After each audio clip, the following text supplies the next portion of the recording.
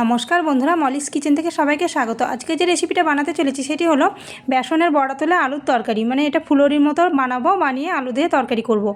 এবার আমি বেসনটাকে নিয়ে নিয়েছি। বেসনটাকে নিয়ে বেসনের মধ্যে দিলাম লবণ, হলুদ, দিয়েছি একটু আলুর পুরটা সেদ্ধ করে নিয়েছিলাম আলুটা, তারপরে একটু মশলা দিয়ে ভালো করে পুর করে নিয়েছিলাম, সেই পুরটাই দিয়ে দিলাম।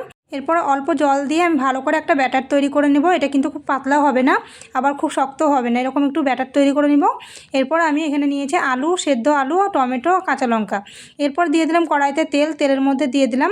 এরপর আমি এরকম এক এক করে সমস্ত বড়াগুলো ভেজে নেব। এই রেসিপিটা কিন্তু সম্পূর্ণ নিরামিষ, শুধু আদা জিরে বাটা দিয়ে বানাবো। রান্নাটা কিন্তু দারুণ লাগে খেতে।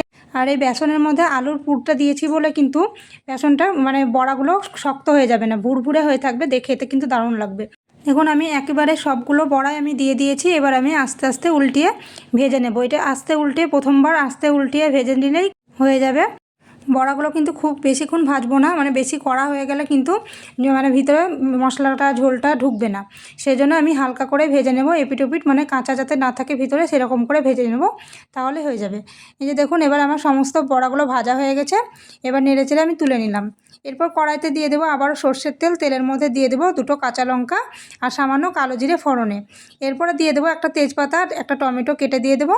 তারপরে দেবো সামান্য হিংটা দিয়ে আমি দিয়ে দেবো বেটে রাখা মশলাটা, আদা জিরে বাটা দিয়েছি। তারপরে আমি দিয়ে দেবো স্বাদ মতো লবণ, হলুদ আর সামান্য লঙ্কার গুঁড়ো দিয়ে ভালো করে মশলাটাকে কষিয়ে নেব। সামান্য জল দিয়ে ভালো করে মশলাটাকে কষিয়ে নেব।